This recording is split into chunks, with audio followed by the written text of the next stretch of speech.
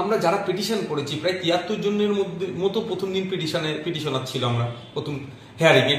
তো 73 জনের পিটিশনের কপি যদি আপনারা দেখেন, অফ বাই ইউজারটাকে সবাই প্রাধান্যতা দিয়েছে। এইটার পরে চিফ জাস্টিস এবং তার যে বেঞ্চ ছিল বারবার প্রশ্ন করেছিল সরকার পক্ষের আইনজীবীদেরকে, ঠিকঠাক উত্তর দিতে পারেনি, শুধু এড়িয়ে যাচ্ছে, ওই করছে আন করছে।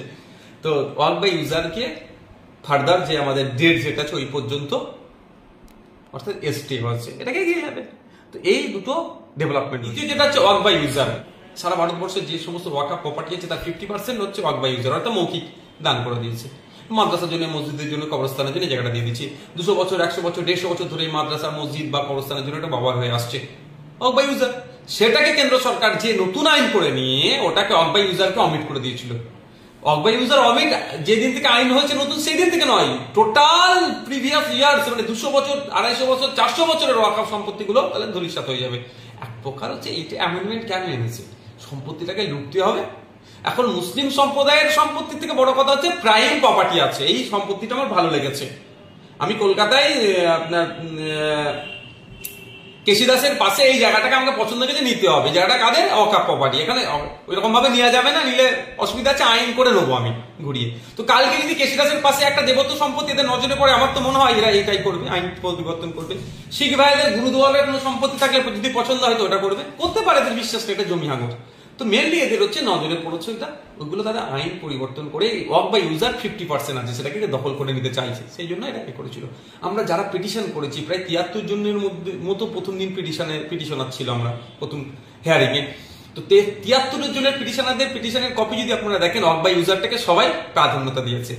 এইটার পরে চিফ জাস্টিস এবং তার যে বেঞ্চ ছিল বারবার প্রশ্ন করেছিল সরকার পক্ষের আইনজীবীদেরকে, ঠিকঠাক উত্তর দিতে পারেনি, শুধু এড়িয়ে যাচ্ছে, ওই করছে আন করছে। তো ওয়াক বাই ইউজারকে ফার্দার যে আমাদের ডেট যেটা আছে ওই পর্যন্ত অর্থাৎ স্টে হচ্ছে, এটাকে এগিয়ে যাবে। তো এই দুটো ডেভেলপমেন্ট হচ্ছে। ওয়াকফ আইনের বিরুদ্ধে আমরা দেখলাম যে আপনি সুপ্রিম কোর্টে গিয়েছিলেন। আমাদের দর্শকদের জন্য আপনি কি দেখেছেন, কি হয়েছে, কি কথা হয়েছে একটু বলুন খুলেছে করে। সুপ্রিম কোর্টে আমি গিয়েছিলাম, আমি পূর্বেও জানিয়েছি, এই আইনকে রদ করার জন্য দুটো পন্থা। একটা মাঠে ময়দানে গণতান্ত্রিক প্রক্রিয়ায় ধর্মনিরপেক্ষতা বজায় রেখে শান্তিপূর্ণ প্রোটেস্ট করে দিতে হবে, যাতে কেন্দ্র সরকার বাধ্য হয়ে প্রত্যাহার করে। আর একটা আইনের মাধ্যমে যে, অর্থাৎ সর্বোচ্চ বিচারালয় সুপ্রিম কোর্টের মাধ্যমে যে আইন তৈরি হয়েছে সংবিধান বহির্ভূত, যুক্তরাষ্ট্রীয় পরিকাঠামোকে আঘাত দিয়ে একটা নির্দিষ্ট ধর্ম তথা মুসলিম সম্প্রদায়ের উপরে যে আঘাত নেমে আসছে এটাকে আটকানো যাবে। দুটোতেই আমরা প্র্যাকটিস করছি। আমরা গণতান্ত্রিক প্রক্রিয়ায় মাঠে ময়দানে শান্তিপূর্ণ আন্দোলন করছি, যদিও আমাদের আন্দোলনে ভাঙড়ে পুলিশ ইচ্ছাকৃতভাবে তৃণমূল কংগ্রেসের সহযোগিতা নিয়ে হিংসা ছড়িয়েছে, সেই নিয়ে আমরা কাউন্টার আইনি পদক্ষেপ আমরা নেব। আর একটা কি, আমি মামলা করতে গিয়েছি, আপনারা আমার পিটিশন নাম্বার সব দেখেছেন। প্রথম দিন আমি যখন ঢুকেছিলাম প্রায় 2.5 ঘন্টা কেন্দ্র সরকারের পক্ষ থেকে যারা আইনজীবী ছিলেন এবং আমাদের পক্ষ থেকে যারা যারা পিটিশনার তাদের পক্ষে আলোচনা অনেক হয়েছে। দ্বিতীয় দিনও আলোচনার পরে দুটো জিনিসের উপরে এক প্রকার স্টে হয়েছে। প্রথমটা হচ্ছে কি, সেন্ট্রাল ওয়াকফ কাউন্সিল এবং যে সমস্ত ওয়াকফ বোর্ডগুলো আছে নতুন করে তারা কোনো ফরমেশন করতে পারবে না। যে অভিযোগটা রেখা হয়েছিল যে ইচ্ছাকৃতভাবে ওই সেন্ট্রাল ওয়াকফ কাউন্সিল বা বোর্ডে ভিন্ন ধর্মের মানুষ ঢুকিয়ে, যেটা শুধুমাত্র মুসলিম ভাবেকে আঘাত দিচ্ছে না, যে দ্য রিলিজিয়াস এন্ডোমেন্ট অ্যাক্ট যেটা আছে 1863 সেটাকে যেমন আঘাত দেওয়া হচ্ছে, এবং বিভিন্ন ধর্মীয় সম্পত্তিগুলোকে, মন্দির, মসজিদ, গির্জা বা এই ধরনের যেগুলো রিলিজিয়াস এন্ডোমেন্ট আছে সেখানে বলা হচ্ছে, যেমন দা উত্তরপ্রদেশ কাশী বৈষ্ণব টেম্পল অ্যাক্ট 1900 কত সালে তৈরি হয়েছে, ওখানে সরাসরি বলা আছে অহিন্দু ওই বোর্ডে থাকতে পারবে না। কর্ণাটকাতে, মধ্যপ্রদেশে, উড়িষ্যাতে, আপনার বিভিন্ন স্টেটে হিন্দু মুসলিম নির্বিশেষে বিভিন্ন সম্প্রদায়ের যেগুলো আছে, শিখেদের ভাইদের আলাদা করে আছে, খ্রিস্টান ভাইদের আলাদা করে আছে, বুদ্ধিস্ট ভাইদের আলাদা করে আছে, জৈনদের আলাদা করে আছে, সবেদের আলাদা যে রিলিজিয়াস এন্ডোমেন্ট গুলো আছে সেগুলো তাদের ধর্মের মানুষই থাকতে পারবে। কিন্তু এতদিন ওয়াকফ বোর্ডে ওইটাই ছিল, কিন্তু এখন হঠাৎ করে মুসলিমদের উপকার করতে গিয়ে মুসলিম ভাইদের ঢোকাচ্ছে। তো ব্যাপারটা হচ্ছে ঢোকাচ্ছে সেটা বিতর্ক নয়, কিন্তু অধিকারে তো হনন হচ্ছে, সেই অধিকার যাতে নিশ্চিত করা যায় সেই জন্য মামলা করতে গিয়েছিলাম। তো এটাতে একটা স্টে হয়েছে। স্টে হওয়ার আগে সেন্ট্রাল গভর্নমেন্টের পক্ষ থেকে যিনারা অ্যাডভোকেটস যারা ছিলেন তারা এটাকে এখন এটাতে এগোবে না বলে তারা সম্মতি দিয়েছে। দ্বিতীয় যেটা হচ্ছে ওয়াক বাই ইউজার, ভয়ঙ্কর একটা জিনিস। সারা ভারতবর্ষে যে সমস্ত ওয়াকফ প্রপার্টি আছে তার 50% হচ্ছে ওয়াক বাই ইউজার, অর্থাৎ মৌখিক দান করে দিয়েছে। মাদ্রাসার জন্য, মসজিদের জন্য, কবরস্থানের জন্য জায়গাটা দিয়ে দিচ্ছি। 200 বছর, 100 বছর, 150 বছর ধরে এই মাদ্রাসা, মসজিদ বা কবরস্থানের জন্য একটা ব্যবহার হয়ে আসছে অক বাই ইউজার। সেটাকে কেন্দ্র সরকার যে নতুন আইন করে নিয়ে ওটাকে অক বাই ইউজারকে অমিট করে দিয়েছিল। অক বাই ইউজার অমিট যেদিন থেকে আইন হয়েছে নতুন, সেই দিন থেকে নয়, টোটাল প্রিভিয়াস ইয়ার্স, মানে 200 বছর, 250 বছর, 400 বছরের ওয়াকফ সম্পত্তিগুলো তাহলে ধূলিসাৎ হয়ে যাবে। এক প্রকার হচ্ছে এইটা অ্যামেন্ডমেন্ট কেন এনেছে, সম্পত্তিটাকে লুটতে হবে। এখন মুসলিম সম্প্রদায়ের সম্পত্তি থেকে বড় কথা হচ্ছে প্রাইম প্রপার্টি আছে, এই সম্পত্তিটা আমার ভালো লেগেছে। আমি কলকাতায় আপনার কেশিদাসের পাশে এই জায়গাটাকে আমাকে পছন্দ হয়েছে, নিতে হবে। জায়গাটা কাদের? ওয়াকফ প্রপার্টি। এখানে ওইরকম ভাবে নেওয়া যাবে না, নিলে অসুবিধা আছে, আইন করে নেবো আমি ঘুরিয়ে। তো কালকে যদি কেশিদাসের পাশে একটা দেবত্ব সম্পত্তি এদের নজরে পড়ে, আমার তো মনে হয় এরা এইটাই করবে, আইন পরিবর্তন করবে। শিখ ভাইদের গুরুদুয়ারের কোনো সম্পত্তি থাকলে যদি পছন্দ হয় তো ওটা করবে, করতে পারে, এদের বিশ্বাস এটা জমি হাঙর।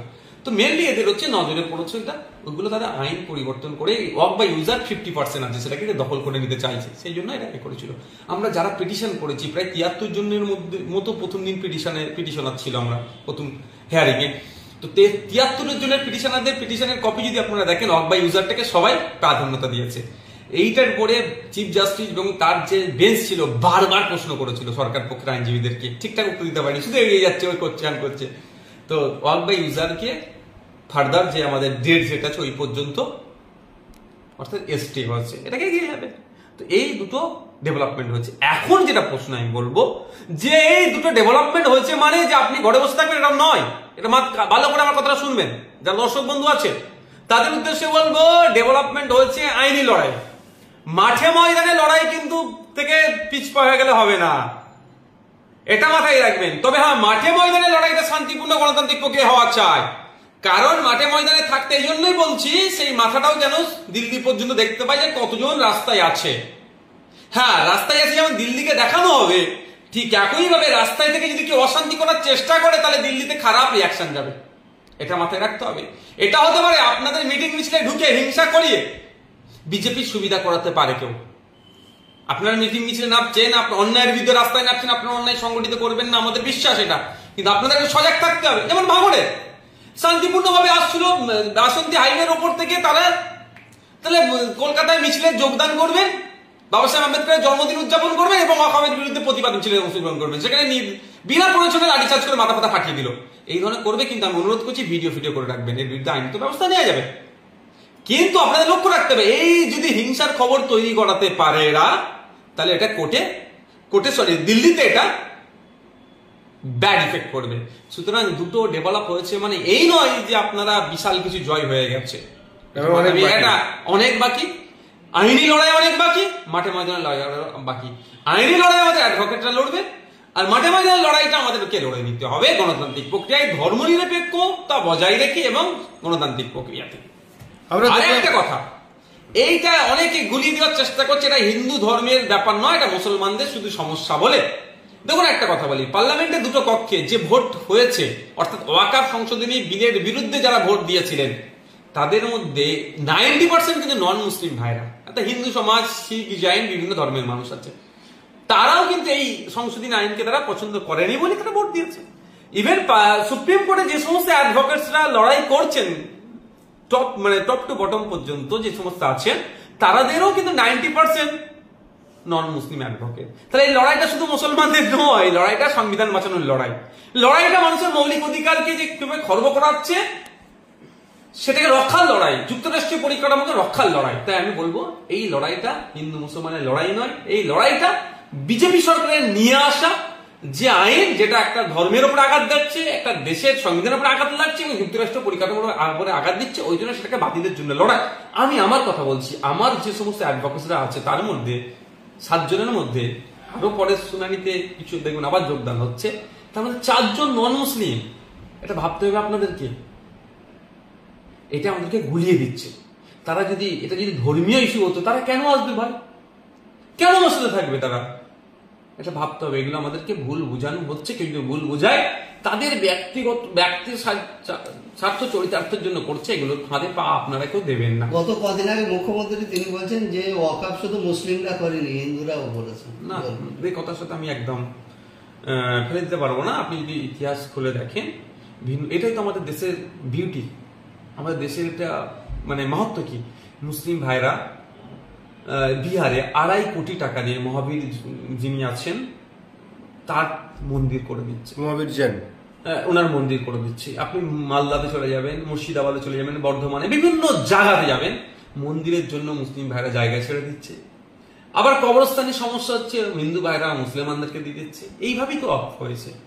এটা এটা যেটা বলছেন যে এটা আমি একদম উড়িয়ে দিতে পারবো না। রাত 2টার সময় ওয়াকফ বিল পাশ হলো, 48 ঘন্টার মধ্যে রাজ্যসভায় পাশ হলো, 3 দিনের মধ্যে রাষ্ট্রপতি শাসন করে আইন তৈরি হয়ে গেল। তাহলে যে 7 দিন সময় কোর্ট দিল, কি কারণে দিল, কিসের জন্য দিল, একটু যদি খুলে আমার দেখুন, এই বিষয়গুলো নিয়ে অনেক চর্চা হয়েছে, অনেক আলোচনা হয়েছে।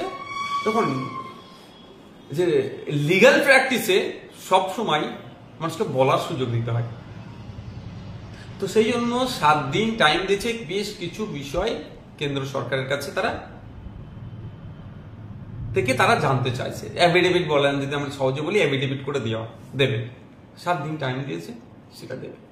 আপনি যতটুকু জানলেন এবং ছিলেন সেই জায়গায় উপস্থিত, কি আপনার ধারণা হয় যে সুপ্রিম কোর্ট এই ওয়াকফ বিলটা টোটাল বাতিল করে দেবে না কারেকশন করে ছেড়ে দেবে? দেখুন, আমি তো সুপ্রিম কোর্টের চিফ জাস্টিস না, আমি তো সবটাই যেগুলো হয়েছে সেগুলো বাতিলের জন্য গিয়েছি। আমার পিটিশনে উল্লেখ আছে এইগুলো বাতিল করতে হবে, কেন করতে হবে, বাতিল করা দরকার, আর কেন করা দরকার বাতিল, সেই জায়গাগুলো আমি দেখিয়েছি।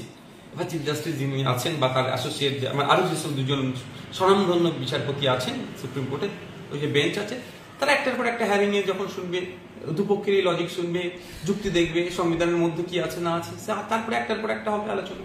আমাদের রাজ্যের মুখ্যমন্ত্রী মাননীয়া, তিনি মুসলিম দরদি, সংখ্যালঘু মুসলিম দরদি, এটা অনেকেই বলে থাকে এবং এই মাননীয়াও ক্রেডিট নিয়ে থাকে। কিন্তু নওশাদ সিদ্দিকী বিজেপির দালাল, এটা শাসক দলের কিছু লোক বলে থাকে। সেই নওশাদ সিদ্দিকী সুপ্রিম কোর্টে ছুটলেন, অথচ মাননীয়া তিনি মুসলিমদের যে ইমাম মুয়াজ্জিনদের দেখে আপনি নেতাজি ধরে তিনি বলছেন দিল্লিতে গিয়ে আন্দোলন করুন, কি বলবেন? দেখুন, ব্যাপারটা এখানে একটু ক্লিয়ার করে বলি, চিৎকে চাচামেচি করার দরকার নেই। আমি গতকালকে কোর্টের মধ্যে আমি দেখছিলাম ছত্তিশগড় সরকারের পক্ষ থেকে একজন কাউন্সিল দাঁড়িয়েছিলেন, আমি অ্যাডভোকেট। তিনি ছত্তিশগড় সরকারের পক্ষ থেকে এসে ওয়াকফের সমর্থনে তিনি সওয়াল করছিলেন, বিজেপি শাসিত সরকার। তো আমাকে সত্যি তখন খুব আমাকে দুঃখ লেগেছিল, প্রচন্ড আমি ব্যথা পেয়েছি। কিন্তু বিজেপি একটা রাজ্যের সরকার এসে বিজেপির কেন্দ্রীয় সরকারের আইনের পক্ষে সওয়াল করছে, তাহলে আমাদের রাজ্যের সরকার বিজেপি বিরোধী চরম বলে নিজেকে প্রমাণ করতে চায়।